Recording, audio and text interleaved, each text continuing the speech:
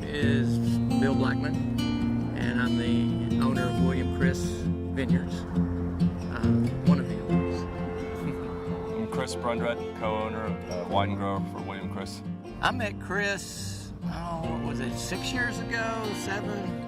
And I'll never forget, we're at this little swanky bar down the street from our house. He looked over and he goes, "Hey man, aren't you that kid making that hot little Blanc de Bois everybody's talking about?" I was like, "Yeah man, you're Bill Blackman." We just talked and had a cocktail, and he's like, "You like vodka?" And I said, "Yeah, I like vodka. I love vodka." He goes, "Me too, let's have a martini." And he was very interested in wine, as I was interested in wine. Talked about all the wonderful things about growing grapes in Texas and all the hardships, and how we thought that if we had our own place, you know, we could really be growing grapes and making wine in a different way. He became a good friend and then became my partner. You know, I'm just so blessed to be able to get to know that guy. I mean, he's been farming grapes in Texas for over 30 years. He actually coincidentally planted his first vineyard the year I was born, so you know, you can't compete with that kind of experience. Yeah, I started growing grapes in 1983 when we were, our family was farming. Just tried to diversify the crop and planted a vineyard, and I guess, as they say, the rest is history. It's been a few years. We try not to think of it too much, too often.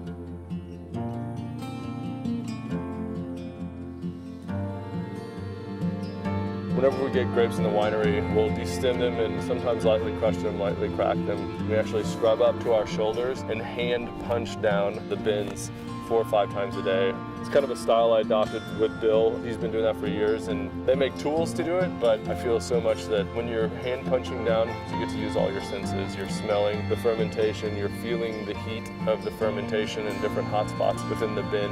You're tasting, and you can see the foam or the fermentation and how the yeast are reacting to the sugar. So it's a great way to like really be in tune with the fermentation, and of course when we've got 80 bins fermenting at once, you get really, really in tune to the fermentation, because right when you get done with the last bin, it's about time to start over again. So it's kind of a pain, but it's what we do.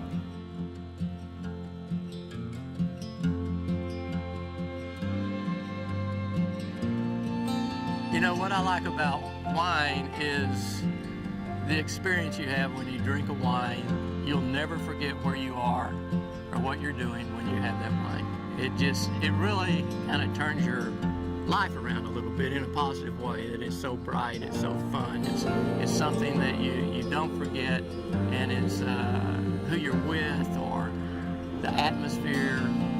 It's a life force. You know, interesting wine is like traveling for me. You get the chance to think about how the grapes were growing, where the grapes were growing, what was going on through the wine grower's head, and the style of the wine that was made. And I mean, you know, it's like a message in a bottle, you know, almost, that, you know, you just find something like, man, this is really interesting, you know.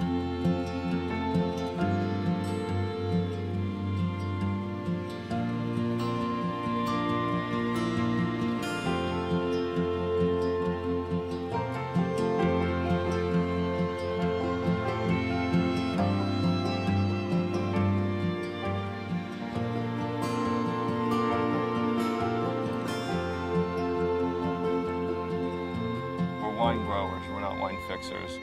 We're not really trying to change it out of the vineyard. We're trying to express what different vineyards taste like. We're not trying to make California wine. We're not trying to make French wine. You know, we're trying to grow Texas wine.